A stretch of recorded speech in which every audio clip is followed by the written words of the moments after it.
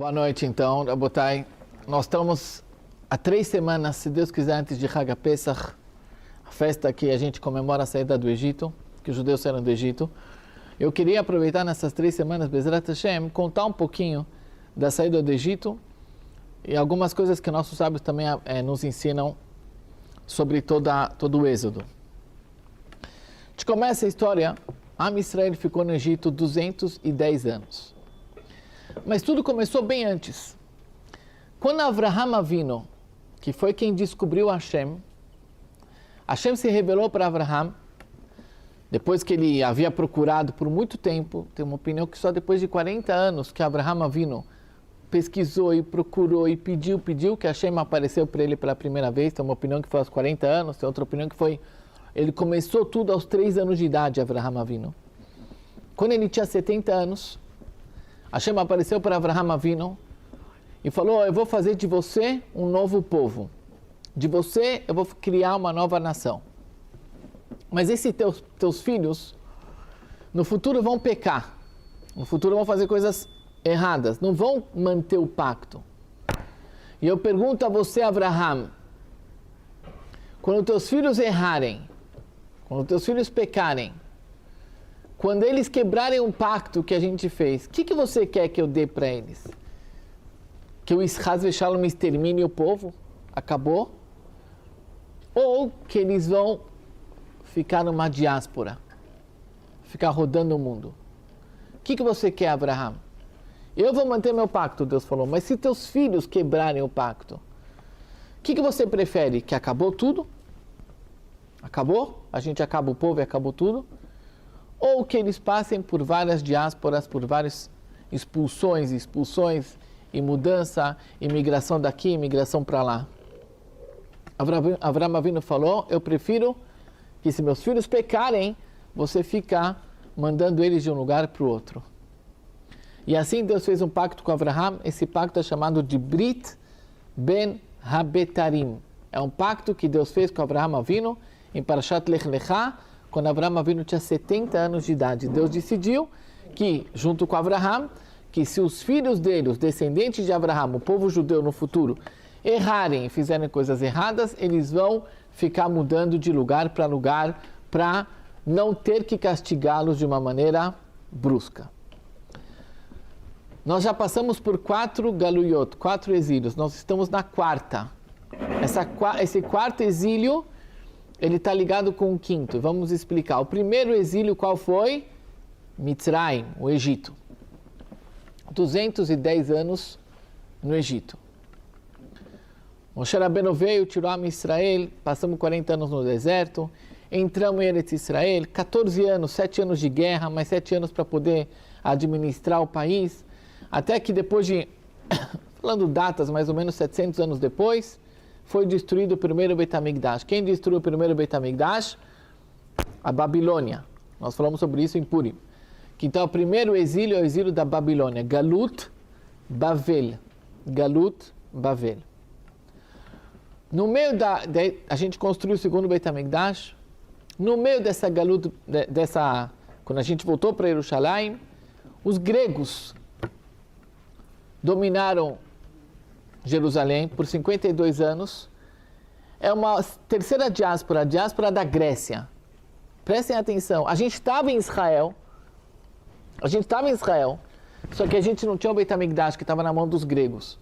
Os gregos conquistaram Jerusalém, conquistaram todo Israel, e não permitiram que a gente trabalhasse no Beit HaMikdash. Eles profanaram o Beit HaMikdash. E nossos sábios chamam isso de galut, de diáspora. Como? A gente estava em Israel, mas o templo não estava nas nossas mãos. Depois disso, vieram os macabeus e conquistaram e limparam o Beit HaMikdash, e até que depois de alguns anos vieram os romanos e destruíram o Beit HaMikdash. E a 4ª galuta, o 4º exílio, é chamado do exílio de Roma, que até hoje nós estamos ainda no exílio de Roma, porque foi Roma que destruiu o Beit HaMikdash. Então nós temos 4 galuyot: Mitzrayim, o Egito, a Babilônia, a Grécia e a galut de hoje, que nós, há já mais de 2000 anos, que é chamada galut de Rome. hoje nós estamos na diáspora. Mas como? A gente tem um Estado de Israel. Verdade. Verdade. Hoje nós estamos vivendo um momento maravilhoso da história do povo judeu. Lindo. Lindo. Tem um Estado, tem muita Torá em Israel. Os judeus estão morando em Israel. Quase a maioria dos judeus moram em Israel. Tem Torá em Israel. O hebraico voltou. Não se falava ivrit até alguns anos atrás, tanto como hoje. O hebraico voltou. Israel tem um exército, mas está faltando a coisa mais importante do povo judeu, que é o Beit HaMikdash. Enquanto a gente não tem o Beit HaMikdash, enquanto ainda existirem judeus fora de Israel, infelizmente a maioria dos judeus não estão em Israel, então nós ainda estamos na Galut, na diáspora. Isso só vai se resolver quando chegar o Melech HaMashiach e ele vai levar todos os judeus para Israel. Mas por enquanto nós estamos na diáspora. Mesmo que a gente tenha um Estado, mesmo que os judeus estão em Israel, mas não é a maioria dos judeus que estão lá e a gente não tem um Beit HaMikdash, a gente não tem um templo. Então ainda a gente está na Galut. Nossos sábios falam que a última Galut, que é essa de Roma, no final eles vão se juntar com Ismael, que é quem vai ser o opressor do povo no finalzinho, vão ser os muçulmanos. Isso está escrito claramente no Zohar e é o que a gente está vivendo hoje. Hoje a gente já não tem tanto problema com os cristãos. Nosso problema hoje, ele está rodeado, infelizmente, pelo ódio que os muçulmanos criaram. E isso é o final dos tempos. Assim está escrito que os muçulmanos é que vão dar o final vai ser com eles. E até chegar o Melech HaMashiach. Então tudo indica que nós estamos muito, muito próximos que o Mashiach vai vir e vai reconstruir logo, logo o terceiro Beit HaMikdash. Então a primeira coisa que começou foi um pacto que Abraão Avinu fez com Deus, faz quando ele tinha 70 anos de idade. Para a gente seguir mais ou menos cronologicamente o que aconteceu, depois de 70 anos, quando Abraão Avinu tinha 70 anos, passaram 30 anos, ele teve um filho chamado Yitzhak, e depois de 400 anos que nasceu Yitzhak, os judeus saíram do Egito. Quer dizer, desde que Yitzhak nasceu, aí depois veio Yaakov, e teve a história das 12 tribos, e Yosef, eles moraram no Egito, 210 anos que nós moramos no Egito. Desses 210 anos, 116 anos foi de escravidão. Porque quando a gente chegou no Egito, não era direto escravo. A gente era da família do vice-rei, Yosef HaTzadik. Então não tinha escravidão no começo. Mas quando morreu o último filho de Yaakov, que chamava Levi, quando ele faleceu, aí começou gradativamente a escravidão do Egito. Ela se piorou muito nos últimos 86 anos. Que intensificou muito a escravidão do Egito. Então, como a gente falou, a escravidão é porque os judeus, quando chegaram no Egito, começaram a fazer idolatria. Começaram a quebrar o pacto. Então, Hashem falou, o combinado é, começou a quebrar meu pacto, tem diáspora, tem galut. E aí começou a galut do Egito, começou a escravidão do Egito. Começou justamente porque os Yodim, infelizmente, começaram também a fazer idolatria. E Hashem, ao mesmo tempo, fez com que o povo se multiplicasse. Nós chegamos no Egito, 70 pessoas. Saímos do Egito, 603.550. Em 210 anos, cresceu de 70 para 603.550. Hachamim falam que as mulheres davam 6 filhos de uma vez só. A coisa cresceu demais. Quando eu falo 603.550, eram homens de 20 a 60 anos. Imagine as mulheres, imagine as crianças. Talvez a gente possa somar umas 3 milhões de pessoas. Tudo isso aqui estava no Egito. Os judeus moravam no Egito. Paró, o rei Paró, soube que vai nascer um homem. Olhem que interessante, como que Deus faz as coisas. Que ele vai salvar os judeus do Egito. Ele não quer que os judeus saiam do Egito. O que ele fez? Ele decidiu que todo mundo que nascesse, todos os meninos que nascessem, fossem jogados no rio.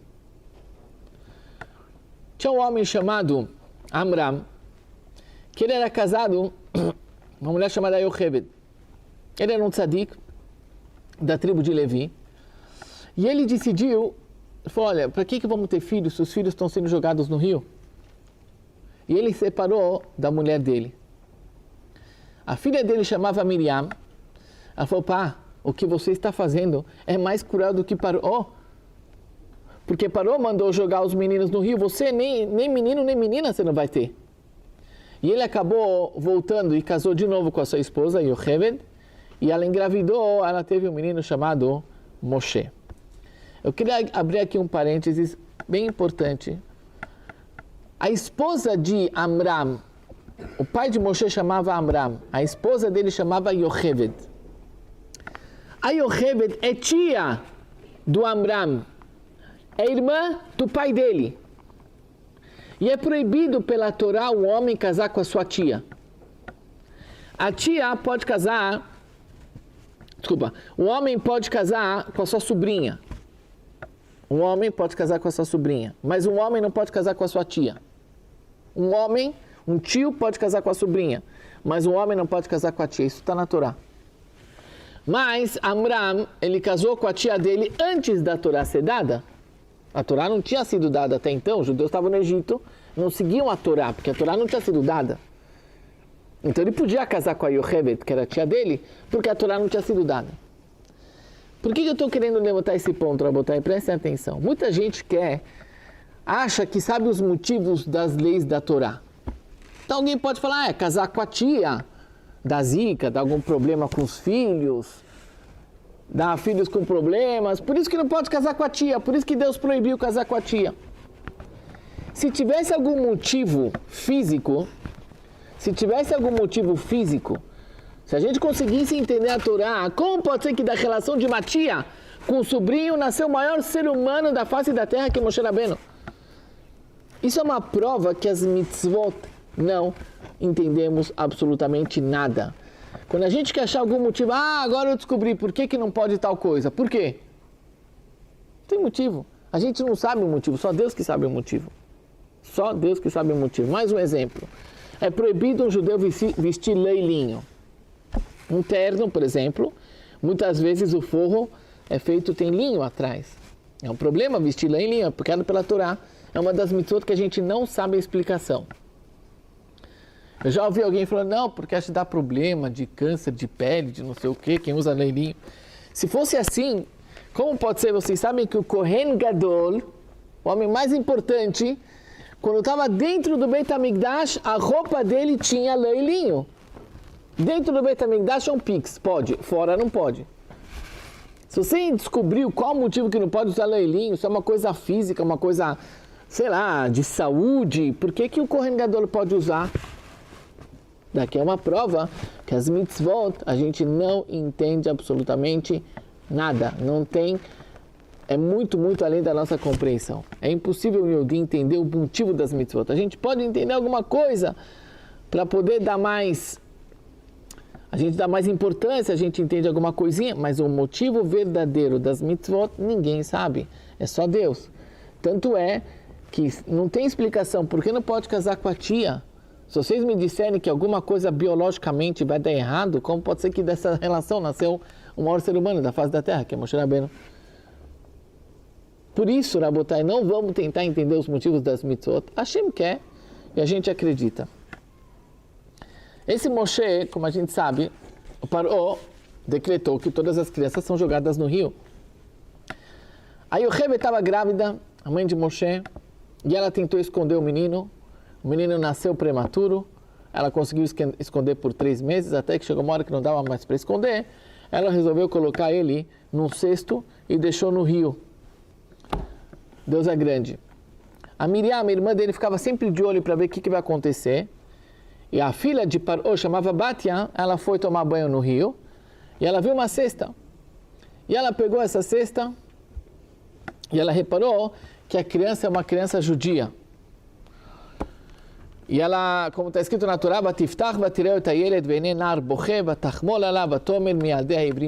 ela viu que ele tinha um rosto de um Yehudi. E Moshe Rabbeinu não queria mamar de nenhuma mulher.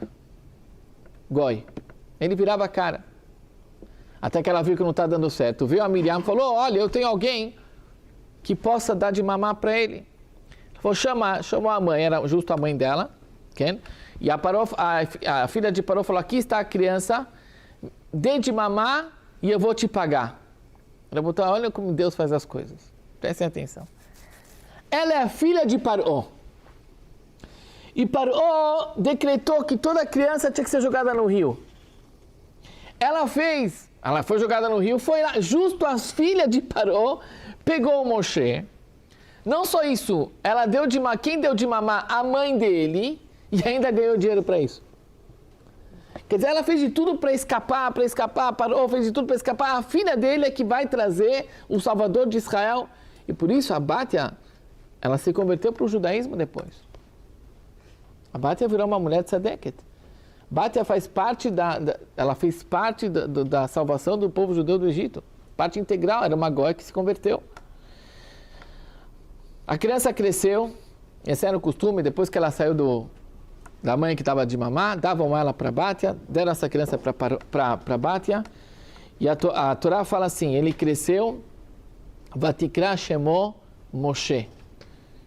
Ela chamou esse menino de Moshe, Vatomer Kiminamai Meshitiu, porque eu tirei ele da água.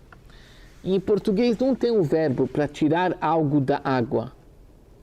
Em hebraico é Moshe Meshitiu. Meshitiu significa eu tirei ele. Eu tirei. Que nome ela deu de fato? Ela sabe falar hebraico? Abat e Abat Paró. Moshe é em hebraico. Meshitiu, puxei. Mas ela não fala hebraico. Tem uma opinião que ela perguntou para a irmã de Moshe, como fala Minamai Meshitiu? Tirei da água em hebraico. Ela falou Meshitiu, Moshe. Rabbeinu Bachia fala que o nome de Moshe em egípcio antigo era Munhoz. Munhoz. Traduzido para a Torá ficou Moshe. Vamos pegar agora o nome Moshe. Em hebraico a gente tem que... As palavras têm um significado muito, muito profundo. Minamai Meshitiu, tirei da água, tinha que se chamar em hebraico, o verbo certo é Mashui. Tirado, puxado, erguido. Moshe é um verbo tirar, erguer, levantar. Ela falou, essa criança aqui eu vou chamar de Moshe, porque Minamai Meshitiu, porque eu tirei ele da água. Se você quer chamar ele de Moshe, porque Minamai Meshitiu, o certo em hebraico era chamar Mashui, tirado, levantado, e não Moshe, que é tirar. O nome, Rabotai, diz tudo da essência da pessoa. Ela deu esse nome, talvez sem querer, que Moshe é um verbo de tirar, porque quem tirou os judeus do Egito foi Moshe. Moshe, a propriedade de Moshe é tirar, é salvar. Não é Mashui, tirado. Ele é quem salva. Por isso que ele é chamado de Moshe. Eu não sei se a Batia pensou em tudo isso, se foi o Ruach HaKodesh que ela teve, mas ela chamou Moshe porque ele é quem vai tirar. Não que ele foi tirado, ela não deu Mashui, tirado, e sim Moshe, aquele que tira. Com isso, a gente consegue entender que lá na frente, quando os judeus fizeram o pecado do bezerro de ouro, e Deus tinha decidido exterminar Halil ao povo, Moshe Rabbeinu falou, me apague do seu livro. Se você matar os judeus, me apague do livro da Torá. Isso tem a ver uma coisa com a outra, me apague do livro. Ele diz o seguinte, se você resolver Chas v'Shalom matar Israel, quer dizer que eu não tive sucesso na minha missão. Quer dizer que eu não fui Moshe. Eu não consegui tirar. Apaga meu nome da Torá. O nome da pessoa diz muito sobre a sua essência. Moshe tinha a propriedade de salvar a Israel. E Bezrat Hashem, na próxima aula, a gente vai ver como é que começou todo esse processo. Mas lembrem-se, Moshe Rabbeinu nasceu de uma relação tia-sobrinho. Moshe Rabbeinu nasceu, quando ele nasceu a luz, está escrito que o rosto dele já emanava uma luz, quando ele nasceu. Itmalei Abait Or, a casa ficou cheia de luz. Esse é o Moshe Rabbeinu que vai fazer parte desde agora até os judeus chegarem em Israel. Ele não vai ter o mérito de colocar os judeus, de entrar com os judeus em Israel, mas ele vai acompanhar todo esse processo. Esse foi o maior ser humano que teve na face da Terra. Bezrat Hashem, nas próximas aulas a gente vai acompanhar toda essa luta que ele teve contra os egípcios, como é que ele tirou os judeus do Egito, como é que ele conseguiu chegar até o Har Sinai, como ele levou o povo. É um líder exemplar. O nome dele é Moshe. Moshe é quem leva, quem está na frente, quem tira, e não Mashui. Um líder não pode ser aquele que foi tirado. Ele é Moshe. E tudo isso aconteceu quando Avraham Avinu pediu para Hashem, para que quando os judeus fizessem o pecado, que eles fossem para o exílio, e não que Chaz v'Shalom HaKadosh Baruch Hu ia exterminar a Israel. Aqui que está começando o desejo de Avraham Avinu. Infelizmente a gente passou por mais 4 galuyot, 4 diásporas, mas que se Deus quiser logo logo, o Mashiach está chegando, o Beit HaMikdash vai ser construído, vai ser a Geulah Shleimah, a redenção completa. O terceiro Beit HaMikdash ninguém mais vai destruir e ninguém mais vai conseguir expulsar os judeus de Eretz Israel, que seja Bimherá B'Yamenu. Amém.